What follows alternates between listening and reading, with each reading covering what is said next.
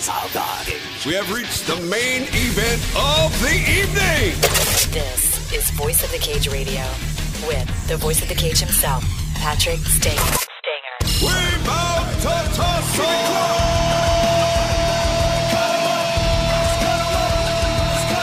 Fighters, trainers, promoters, events, rumors. If it has to do with MMA, we're talking about it. Here's your host, Patrick Stanger.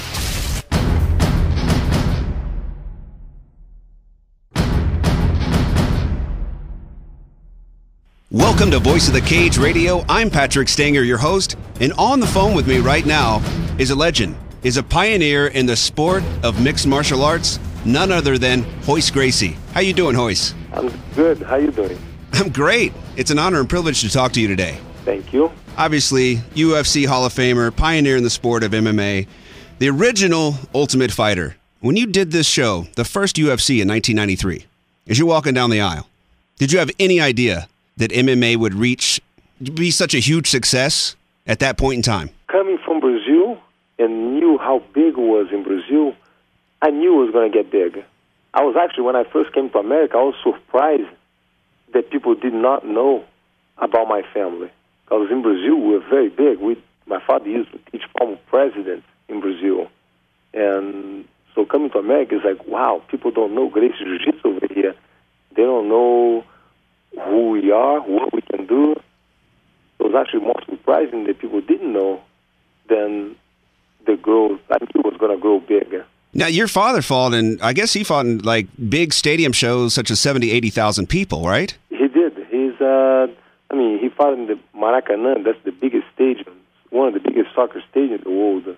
And we just had a big UFC fight of 55,000 people. I mean, the sport's growing. I mean, we're getting there. Not just they didn't just fight the UFC fight on Saturday, but they had the expo, and that was crazy. That was a Friday and Saturday expo. It was like, so many people. They grew a lot. Getting to meet all the fans and taking pictures, that must have been pretty overwhelming. I was taking pictures and signing autographs from 10:30 in the morning until 6 in the evening when they shut down the expo. Wow. Now, you were there at the expo to promote your new video, Ultimate Royce Gracie. I was there to promote the new DVD, the new video, the Ultimate Royce Gracie. Tell me a little bit about this video. It's the history about pretty much my life when I started fighting.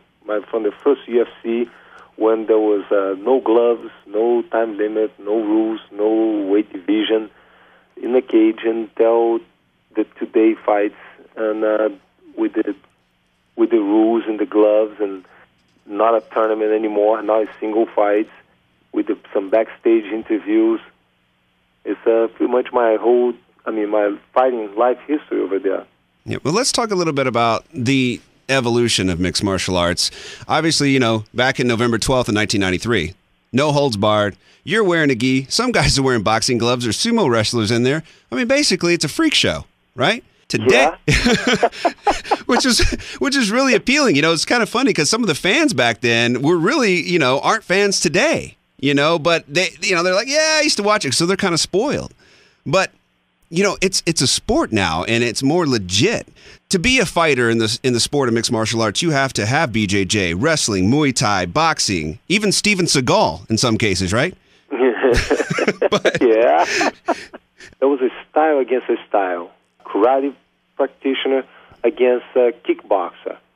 It was to see which style. It was a quest for my family to find out if my style is better than the other styles. If we can subdue the other opponent with the practitioner from other styles, which style is more complete. So it was more of a quest for my family. Today is an athlete against an athlete. Is who is better prepared, who does their homework better, because they're both practicing Gracie Jiu-Jitsu and grappling, and they're both parties practicing stand-up, the kickboxing, and so it's more all-around fighters now. Do you think that you could just have one art form, let's just say BJJ, and get into a cage and defeat and become world champion? That's what was the problem, the quest from the beginning. We're trying to find out if our style is complete to subdue the other opponents, to subdue the other styles, the other martial arts practitioners. And we did it. My family's been doing this for a long time.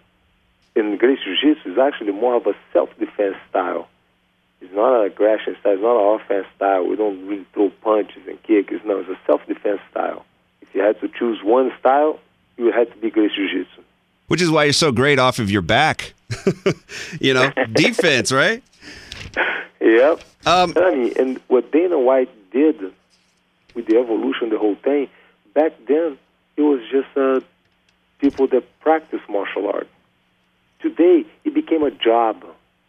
Dana White transformed the whole thing into a job. The kids get up today, and they're going to go train like they're going to go to work. They don't have a fight set up, but their goal is one day become good enough to get in the cage, to get in the UFC. They want to apply to become a UFC fighter. So it became a job today. Well, speaking of which, I have a fan page on Facebook, Voice of the Cage, and I announced on my Facebook yesterday that I was going to be interviewing you. A few people had some questions. Jacob Austin asked, training in MMA, gi or no gi? What do you recommend? Gi. Gi? Gi. So you're training in MMA, you're getting ready for a fight. Why do you recommend a gi? I mean, if I had an option, I would wear a gi. Today the rule says you cannot wear a gi anymore. But if you look at the no gi tournaments, okay, the tournaments that have the ADCC and the no gi tournaments, all the champions are the same guys that practice with the gi. They're the same guys that the gi champions, the World Championships, the Pan Am competition, the Brazilian Jiu-Jitsu competitions, that the gi champions are the same guys with no gi champions. So the gi gives you more tools to play with. I agree. I like rolling in the gi just because I don't want to get my opponent's sweat all over me. That's true. The gi is more of a traditional way, traditional look, but it drives your opponent.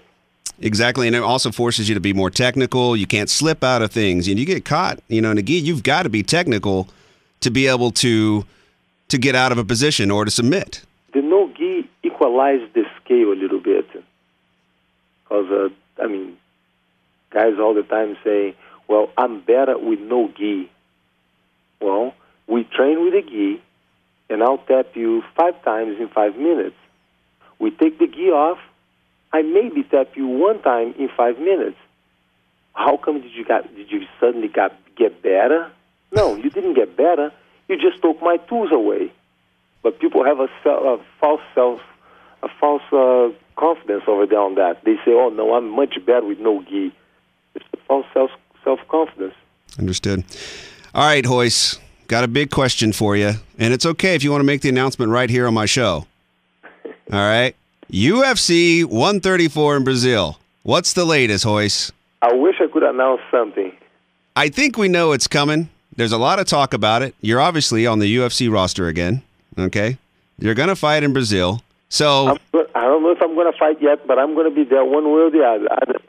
All right, let's just say you're going to fight. All right, let's just say if you're going to fight, you probably do want to fight. From what I've seen online, you have one fight left in you. Yes. Who would you like to fight? There's only one person. That's it. I think I know who that is. But I want to hear you say it, Royce. I can't say a thing, man. Not confirmed yet. Well, the fans want to see the fight. I want to see the fight. You want the fight, and I hear the other guy wants the fight. So, Dana White, let's make it happen for the fans. Yep. Talking about the same person, yeah. Royce, thanks for joining me today. I really appreciate it. It was great talking to you, and I hope to see you at UFC 134, and I'm looking forward to checking out your video, Ultimate Royce Gracie. Thank you. Thanks for listening to Voice of the Cage Radio with the Voice of the Cage, Patrick Stanger. Please email questions. Do you want me to say please or just email? Please seems so out of place. Did I say please? Okay. Sorry. No, don't. Let me elbow you in the face and please email your inquiries. Okay. Email questions, inquiries, and other business to info@voiceofthecage.com. Facebook search Voice of the Cage and like to get the latest Voice of the Cage radio show. To book Patrick Stanger at your next fight promotion, visit voiceofthecage.com.